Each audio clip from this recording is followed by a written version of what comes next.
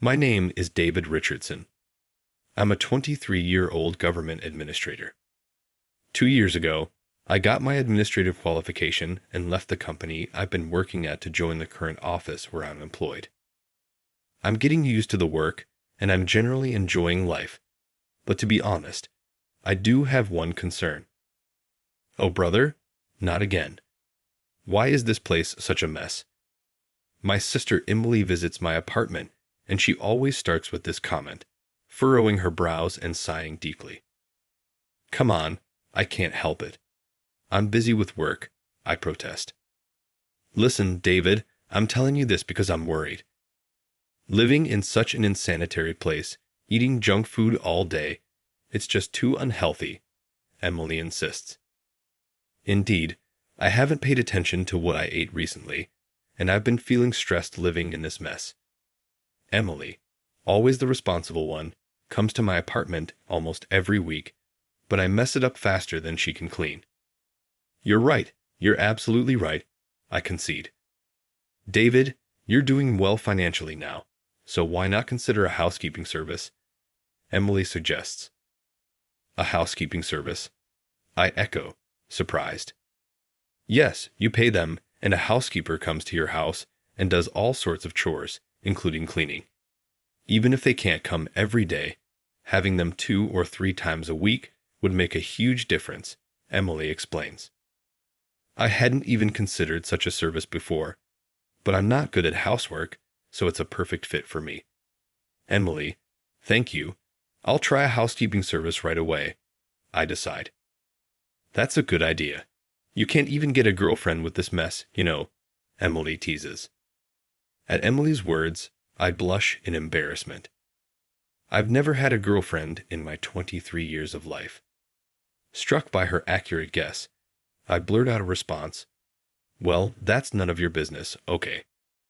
With a small chuckle, Emily leaves the apartment spotless and goes home. Despite everything, I'm truly grateful to Emily. I actually have a bitter memory related to romance. That's partly why I've been hesitant to get involved in romantic relationships. During my senior year of high school, there was a girl I liked. Her name was Claire, a beautiful, kind, and intelligent classmate.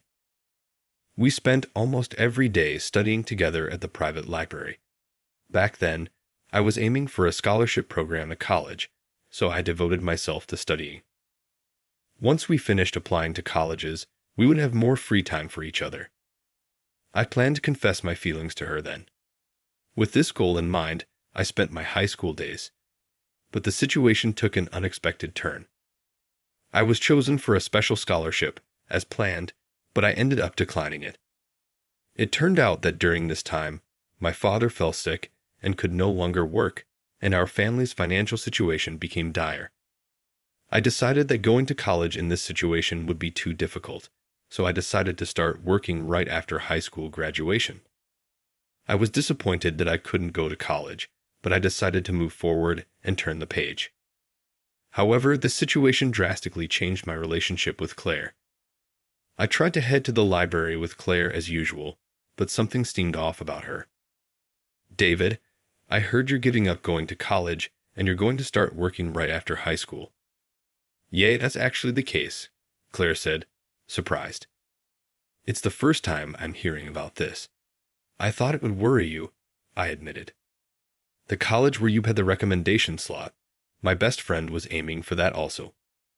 Honestly, when I heard that you declined a recommendation, she was also shocked. If you were going to decline it, I wish you had given that slot to her from the beginning, Claire said, her voice tinged with disappointment. I was at a loss for words after hearing this from Claire's best friend's perspective. My actions must have been inexplicable and probably shocking. CLA, I'm sorry. It's a bit complicated for me too, I stammered. Even though we spent every day together before, I knew it. Claire's eyes were filled with tears. David, I'm sorry, but I think I'll keep my distance from you from now on. I wanted to chase after Claire, but in the end, all I could do was stand there. Regardless of the reason, I had deeply hurt her with this incident, so we ended up drifting apart after graduating from high school without resolving anything. I still feel guilty for what I did to her. Just as I was reflecting on my past love like this, something unexpected happened later. I ended up promptly getting a housekeeper. When the doorbell rang, I opened the door and was taken aback. Wait, what? There she was, unmistakably, Claire. She had grown into a stunningly beautiful, fair-skinned woman. D. David is my client today. Claire was equally shocked. We were both frozen in place for a while, but we couldn't stay like this forever. I invited Claire into the living room, handed her some tea, and Claire said, "Thank you," and began to speak. Even though we ended things on such a note, I'm truly sorry for that time.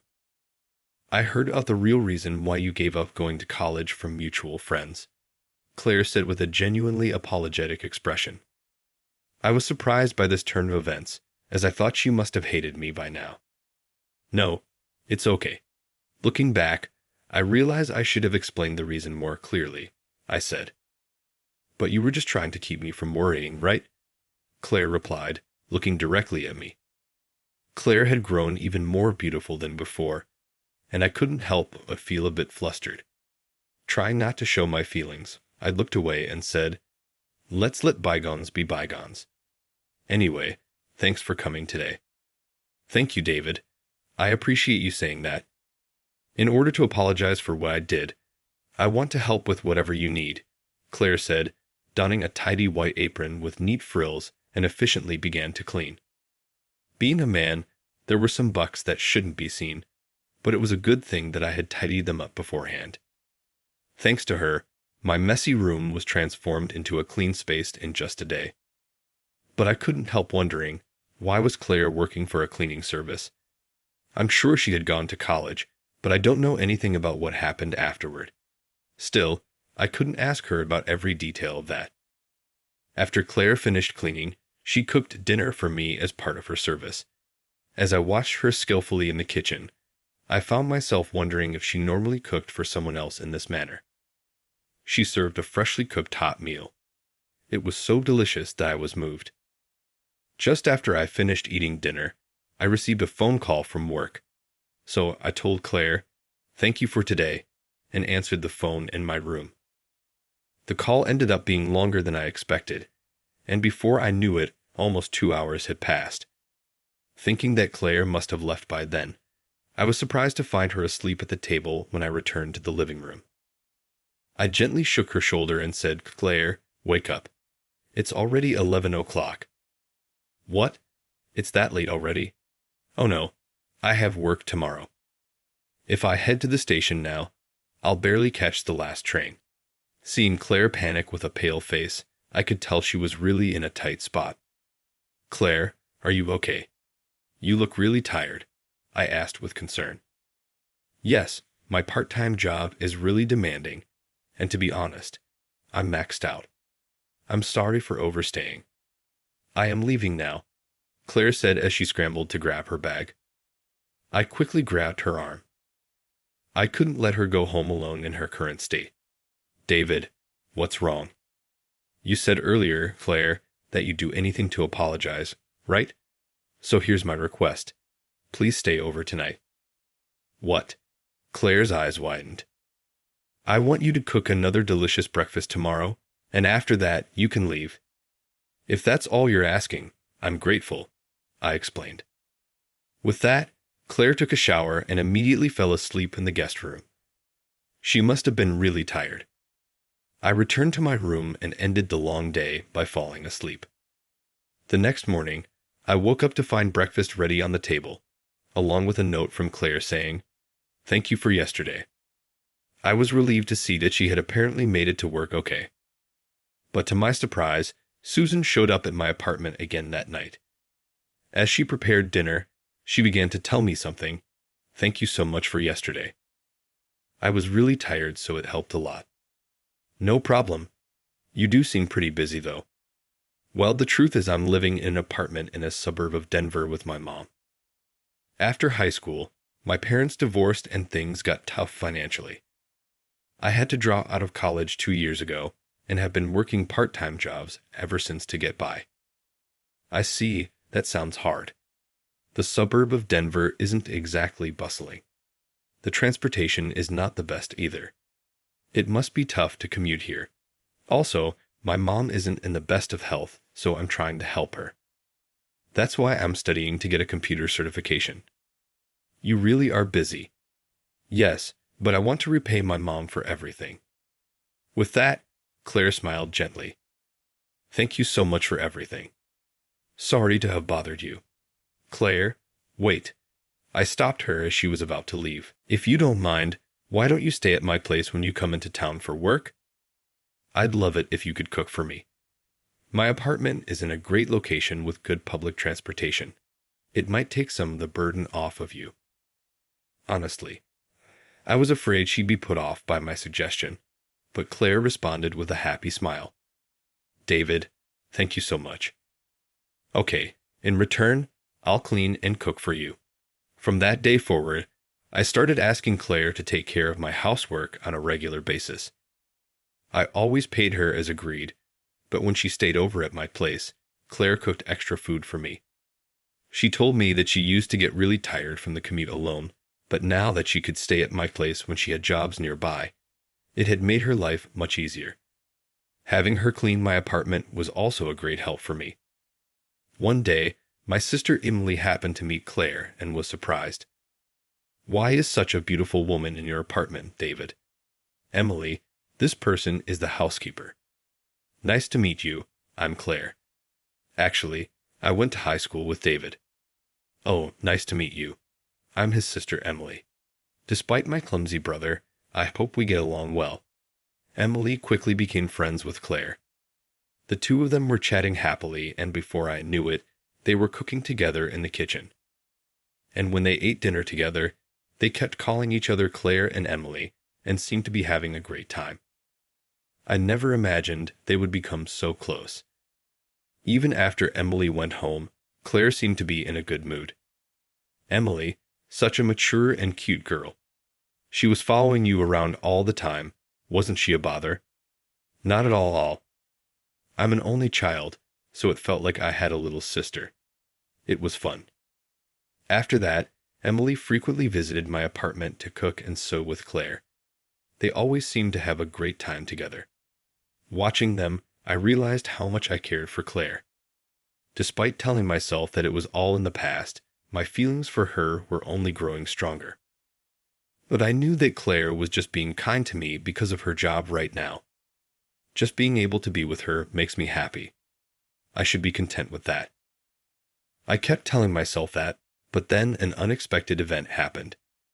David, I have something to tell you. I'm thinking of quitting the housekeeping service soon. Why, Claire? I was taken aback by Claire's words. You know, my relatives have arranged to have a meeting with a potential suitor.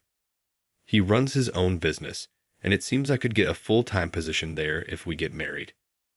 It would put my mother's mind at ease, and I've realized I can't just wander aimlessly in life.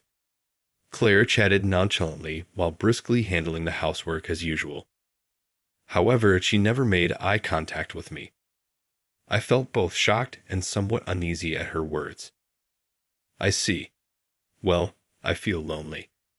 I responded, but I'll work my hardest until I leave. With that, Claire forced a smile and left the apartment.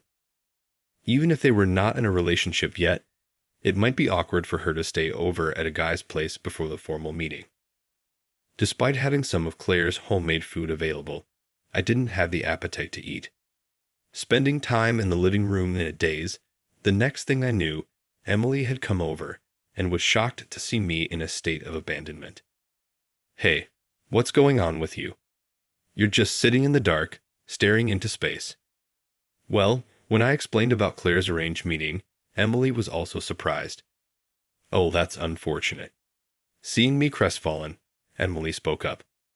You know, you should tell Claire how you feel. Huh. It's clear to see you love Claire, don't you? If you don't express your feelings before she's gone, you'll definitely regret it. Even if you get turned down in the end, confessing your feelings will prevent any lingering regret. After hearing Emily's words, I realized she was right. Back in high school, we had missed each other because we didn't communicate properly. I don't want to end up like that again. I want to convey to Claire just how important she is to me. I decided to request Claire's housekeeping service again and waited for her to come. When Claire visited the apartment as usual, I stood directly in front of her. "Claire, I have something to tell you." "Huh, what is it?" "I've never been this nervous in my life, but if I don't share my feelings now, I will definitely regret it." That was far scarier than getting turned down. I've always loved you, Claire. Ever since high school, that hasn't changed. Even now that we've reconnected." As I confessed, Claire was surprised and looked at me. Honestly, it felt like my face was on fire. But I had to finish. "So if it's what you want, I want you to go to the arranged meeting. But if it's not what you want, I want you to stop. All I want is for you to be happy, Claire." David. As soon as I finished talking, Claire threw her arms around me. I had dreamed that she'd respond this way, and I turned bright red. "I don't really want to go to that meeting either. I love you, David." "Claire." I gently stroked her head. Claire, wiping her tears, continued to speak. "Slowly, I was truly happy when you, David, let me stay at your house and were so kind to me. But I wondered if it was okay for me to keep relying on your kindness like that. You graduated from high school and became a government administrator, whereas I've achieved nothing. I thought there must be someone better suited for you, David, and if I keep hanging around you, it would be a burden to you." Never had I imagined Claire felt this way. We both had feelings for each other, but neither of us noticed. "But I won't repeat the mistakes we made in high school." That's not true. It's okay if it takes some time. Let's move forward slowly on the path that's best for you. Claire, your mom would want your happiness more than anything. David, thank you. And like that, we held each other tightly, feeling Claire's warmth close to me. My love for her surged anew. I didn't want to let her go ever. And so we officially started dating.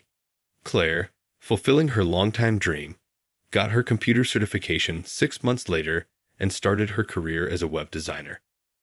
We took this opportunity to officially start living together, and Claire's mom moved into a house nearby. Now we can meet whenever we want. It's a relief. Currently, the two of us are discussing marriage. Well, to be precise, it's 3 of us. Emily is having a great time with Claire, looking at wedding catalogs. "Wow, this dress is cute too. Oh, but this one might be better." "Sounds great, Emily. Make sure you dress up for the occasion." "Of course, since it's a special occasion." "Claire, you should change outfits at least 3 times like this." The two are enthusiastically planning a wedding. Oh boy, if we incorporate all of Emily's ideas, it might cost us a fortune. But seeing the smiles on the 2 most important women in my life, I can't help but think it's worth it. How did you like it? Your subscription will be a great motivation for our production. See you in the next video. Alright, everyone's presentations are done. Nick, the manager, said as he tried to move the discussion forward. "Excuse me, I haven't. I recently found out something." Nick interrupted me and began to speak. "There's apparently someone in this department who didn't graduate high school and is just a part-timer. Meetings should be for employees only." Absolutely right. His lackey, Mike, of course, agreed with Nick. "I'm leaving." After leaving the meeting room, I started to shut down my computer. I noticed that an email had arrived, not in my personal inbox, but in the company's shared email. Thinking, there's no point in speaking up, no one will listen, I went home quietly. The next day, I heard a commotion from Nick's desk. He was staring at his computer screen, his face pale. "Nick, is something wrong?" Mike looked at the screen with him. And he turned even paler than Nick. Why is he so angry? Knowing the reason for Mike's distress, I thought to myself, serves them right. My name is Adam. My mother passed away when I was in the 9th grade, and I was raised by my father. Well, you could hardly call it being raised. After my mother passed, my father changed. He drowned his sorrows in alcohol, and though he still went to work, he squandered our living expenses on horse racing. Because of that, I had to start working part-time as soon as I entered high school.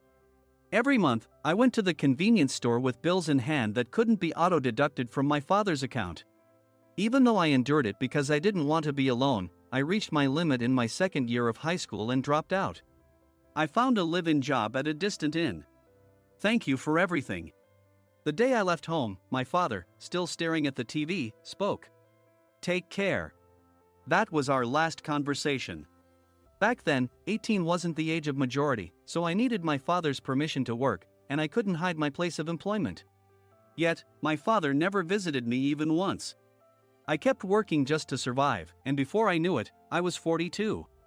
Years of hard work paid off, and I was transferred to the headquarters. I was thrilled to be recognized by the company, as I thought I'd be working in the field until retirement due to my lack of formal education. Listen up. Our work can change the future of our employees. Don't drag us down. On my first day after the transfer, Nick, dressed in an expensive suit, spoke sternly. There was a reason for this. Our inn was located in a prominent tourist destination, known so well that everyone in the state could sing its commercial jingle. At its peak, we had 5 locations within the state. But that was long ago. Due to financial difficulties and aging facilities, only the place where I had worked for many years and the original establishment remained. I was prepared to lose my job anytime, but now there was a glimmer of hope. With the rise of social media, the tourist area where the inn was located started gaining attention again. Depending on how hard the sales department, where I was transferred, worked, we could either thrive or be forced to give up this prime location to the new hotel chains continuously popping up. For Nick, who had switched careers from another industry to strengthen our sales, this was a battle he couldn't afford to lose. I understood why he had to be strict. I will do my best. Nick sneered at my enthusiastic declaration. Did you not hear what I said? I'm sorry. I thought I was listening carefully. Out of habit from years of customer service, I apologized reflexively, though I had no idea what had offended him. Someone was watching me with a smirk. In this department, there are those who are expected to excel and those who have been shoved here because they have nowhere else to go. You are the latter. It was Mike, the section chief. He's 7 years younger, at 35. But he was called to headquarters much earlier than I was and had been moving around within the headquarters ever since. I'm not jealous, but I can't accept that he's my boss. Graduating from a prestigious university, he has an unusually high pride and caused many problems as a newbie, making things very difficult for me when I was the front desk leader. When I found out Mike was transferred to the sales department a month before me, I was disheartened. Mike is right. With just a middle school diploma, there's not much you can do. Don't even think about achieving results. As if I didn't exist, Nick remarked, I'm thirsty. Mike eagerly ran to the coffee maker. It seems Mike is Nick's lackey. I regretted being happy about my transfer to headquarters, wishing I had stayed on site forever. Send a direct mail to every company on this list by the end of the day. Nick only assigned me tasks that even a new graduate could handle. What? There are over 1,000 companies. You want me to send to all of them by today? Yes, if you and your fellow misfits split the work, even those with nowhere else to go should finish by today. I glanced at the employees typing away expressionlessly. They were worn out from customer service, only thinking about leaving on time, or were women reassigned after having children, with zero motivation for work. Even Sam, a new graduate from the same university as Mike, who was supposed to be among the expected achievers, had no enthusiasm for the job, having joined the company wanting to do customer service. I don't care what they say, I plan to quit anytime, he said. Only Nick and Mike were highly motivated, making all the decisions between the two of them. I originally only wanted to work at the inn to survive and had no particular attachment to this job. I swallowed my words, thinking I had no right to reprimand them. About a month after the transfer, Nick told us with a frustrated look. To commemorate the 50th anniversary, we've decided to create a plan exclusive for one group per day. Originally, Mike and I were supposed to come up with it, but our president, Mr. Thompson, insists on hearing everyone's opinions. So, you all get a chance. As Nick explained, Mike began handing out prints. Make sure not to embarrass Nick. If your ideas are half-baked, you'll have to redo them. It seemed that they had printed his handwritten notes by Mr. Thompson, which included several questions and a section for free responses. It made sense why Nick had to seek our input, given that all responses had to be submitted to Mr. Thompson. We were given a week to think about it, and a meeting was scheduled to compile our ideas. My plan is to let guests enjoy both the old and modern America. Nick began the presentations. Guests would watch a master confectioner at a nearby traditional sweet shop make sweets in front of them. The welcome drink would be premium tea in a bottle. Nick's plan was certainly attractive.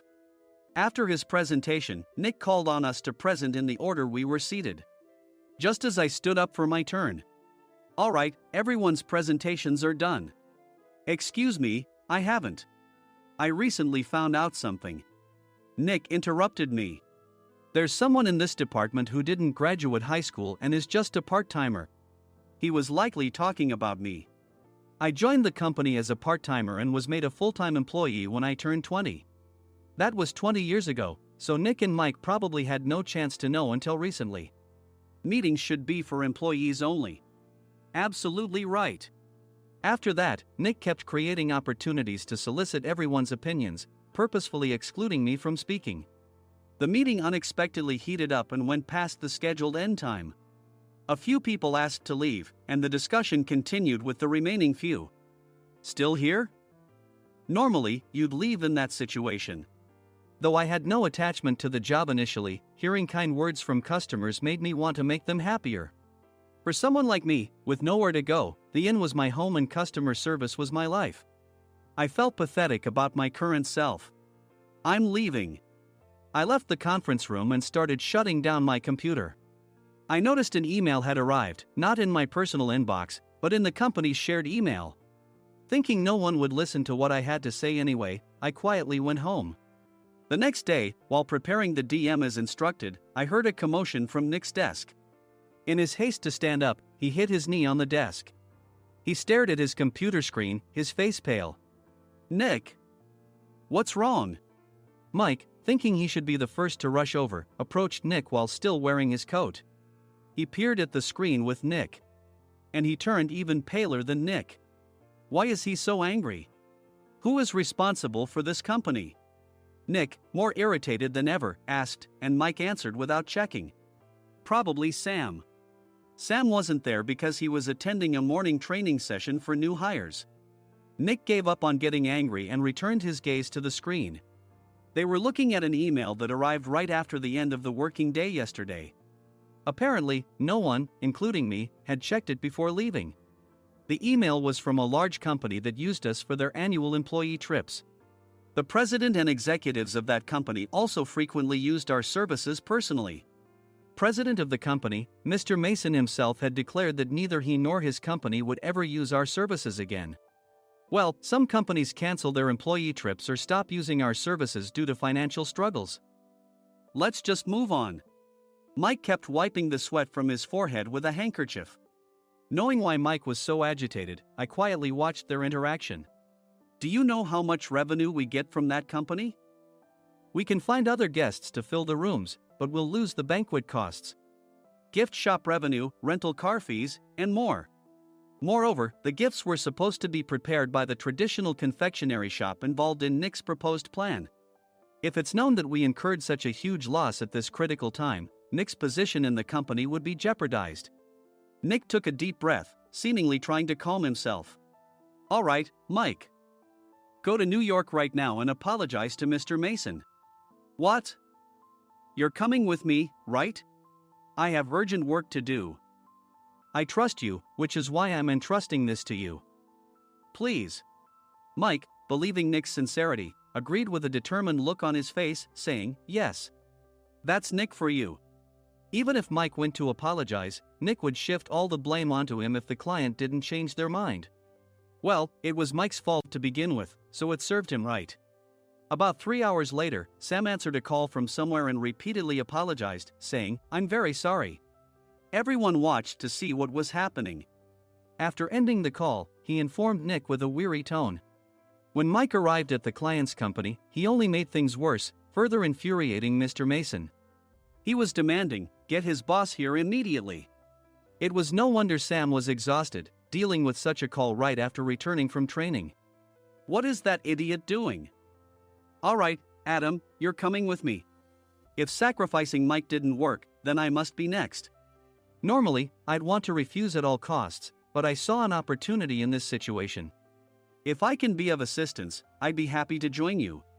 I immediately followed Nick, and we flew to New York.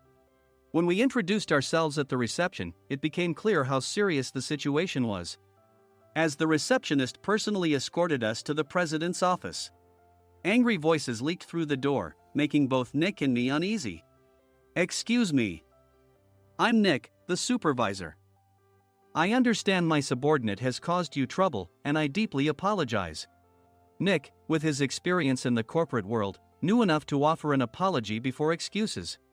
However, his customer service skills left much to be desired. I sighed as I saw Mike trembling like a small dog in the corner of the room. What kind of training are you giving your subordinates? Mr. Mason glared at Nick with a red face. The intensity of his gaze made even Nick take a step back. Regrettably, I joined this company only 2 years ago and was unaware of Mike's issues. I should have identified his shortcomings sooner. Indeed. I should have realized sooner. No sensible person would come to apologize and then give a lengthy presentation on the drawbacks of not using their in. Nick froze, his mouth slightly open. Suspecting the worst, I picked up the documents that had fallen to the floor. It seemed Mike hastily prepared these documents on the plane, listing the disadvantages. Disadvantage 1: if you change the venue for the company trip, employees might suspect it's for cost-cutting reasons, leading to a negative impression. Reading it aloud half-jokingly, Nick snatched the papers from my hand and checked the contents with a furious expression. Among the stack of documents was a receipt from a nearby convenience store's copy machine. I felt a pang of dread, hoping he hadn't shown the receipt as well. What do you think he said when I asked what kind of nerve he had to do this? I'm very sorry. Faced with the dire situation, Nick must have thought there was nothing left to do but apologize. In a voice smaller than I'd ever heard from him, he uttered words of apology. He said, "I'm a Harvard graduate. I don't believe I said anything wrong." Mike! What have you done? Forgetting his plan to pin the blame on Mike, Nick yelled loudly, even in front of Mr. Mason. I didn't do anything wrong. You're still saying that? Look at him. Mike pointed at me with a shaking hand. I was assigned to headquarters in my 20s and now I'm a section chief. This guy only made it to headquarters at 42. Everything I've done proves I was right. So why are we losing the contract? Having said his piece, Mike collapsed to the floor. Of course. You were sent there because you had nowhere else to go. Mike never expected to hear such words from someone he looked down upon. He lunged at me, and Nick hurriedly stepped in to stop him. Mr. Thompson told me Mike is a quick thinker, and to take good care of him. There's no way he was pushed aside. Don't make things worse here. He didn't say quick thinker, he said only quick-witted, didn't he? I don't remember that part. I recalled the many troubles Mike caused when he was a newbie. When Mike was on the front line, his pride was so high that he never apologized to customers. Customer service, especially in our job, doesn't work alone. It brings both good and bad situations. If the front staff or housekeepers made mistakes, or the cleaning company didn't properly clean a room, one had to apologize to the customers regardless of personal fault. Mike, in such situations, would never apologize, insisting he wasn't at fault. This often angered customers, and as the front desk leader, I frequently had to apologize on his behalf. He caused complaints and disrupted operations, which is why he was quickly moved to headquarters. In departments where he didn't interact directly with customers, his quick thinking was beneficial and things went well. But it seemed his flaws were starting to show. Corporate reservations are supposed to be entered into the system by the sales representative. But a quick check yesterday revealed that more than 10 items were missing from the client's reservation. The handover document clearly stated what needed to be prepared. Why didn't you enter it into the system? Why do we have to give them special treatment? Filling rooms near the banquet hall, setting up all the food in advance. Specifying the brand of wine, they're too demanding. No wonder he always angered customers, I thought, feeling a headache coming on. Grouping them in rooms near the banquet hall is for our benefit too. It makes it easier for the staff to set up beds and serve breakfast since everyone's schedule is synchronized. As for the other requests, Mr. Mason suggested them to lighten our load. I didn't know that. Nick finally seemed to realize that Mike was the one who had angered the client. What did you say to them? I just told them we wouldn't give them special treatment anymore. We shouldn't waste effort on things that don't bring in money. I was utterly exasperated at his lack of understanding of customer service. Of course, we shouldn't comply with unreasonable demands. But carrying over successful practices from past stays makes customers feel remembered and enhances their experience. Good memories encourage repeat visits. That's part of our job. I looked down at Mike, who was sitting on the floor. In our job, nothing is a waste. Mr. Thompson likely moved you to the sales department, hoping you'd finally understand this. How do you think he feels now that you've failed to meet his expectations? Mike, tears in his eyes, fled the president's office. I was amazed he still hadn't apologized. You have it tough, Adam. It's okay, we're all employees of the same company. I deeply apologize for this disrespectful incident. Especially after all the care you've shown us. If it weren't for you, Adam, I really would have stopped staying here. When I heard you were moving to the sales department, I was willing to reconsider if you handled it. Seeing us talk so amicably, Nick's face contorted. Do you two know each other? Adam's service is excellent. I always requested him specifically. Normally, we don't accept specific staff requests, but we made an exception for Mr. Mason, adjusting my shifts accordingly. He had personally stayed at our hotel just before my transfer, and during casual conversation, I mentioned, I'm moving to the sales department soon.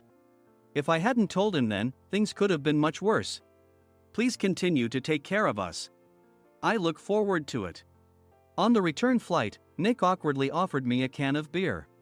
It's still working hours. Of course, I had no intention of forgiving him for a single beer. Nick might try to pin everything on Mike and avoid any consequences. While pondering this, a startling fact came to light. Nick, the tea bottles for the plan have arrived. I handed Nick a bottle labeled with our inn's name. They look good. What are you talking about? These are plastic bottles.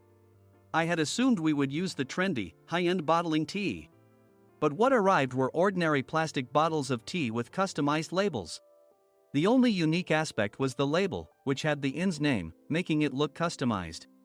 Upon further investigation, I discovered that a substantial amount of money was set to be paid to the tea company. It was priced like bottling tea. Does this plastic bottle really cost $100 each? The tea inside is specially blended for us. The extra cost is for that. Wouldn't it be better to use another tea company? Or is there a specific reason we must use this one? As Nick continued to make excuses, I showed him a printed email. I informed the tea company's president, Mr. Mitchell, that we discovered irregular payments and he confessed. He said you two were high school classmates and planned to split the extra money. That idiot. Why did he confess? That's not important. You should worry about yourself, this could turn into a police matter. Opening the bottle cap, I suggested. How about calming down with this tea? It supposedly has a relaxing effect. Nick drank the tea frantically. In the following days, decisions were made about their fates. Mike was reassigned to the General Affairs Department, with no chance of transfer or promotion, as per Mr. Thompson's orders. As for Nick, since the payment to the tea company hadn't yet been made, he narrowly avoided legal trouble. Instead, he was encouraged to leave the company, and to avoid further complications, Nick submitted his resignation. Rumor has it that connections between HR departments have made it difficult for him to find new employment. Even though it was good to have those two gone, something unexpected happened in the sales department. Everyone became motivated and united in refining the 50th anniversary plan. In the end, my plan was adopted. We collaborated with the Tourist Information Center to provide personalized guides. The plan, tailored to the number of guests, was truly special for the 50th anniversary. Hey, is Adam's family coming to stay? I immediately booked that special plan for my family. Sam noticed it on the reservation list and quickly picked up on it. Yes, I'm inviting my father. That's great. I might invite my parents too. I lacked the courage to face my father just as Adam. But here, with the confidence Mr. Mason praised, I felt ready. The 50th anniversary plan was a perfect opportunity to reconnect with my father. I hoped to bring back the days when we could laugh together as we once did.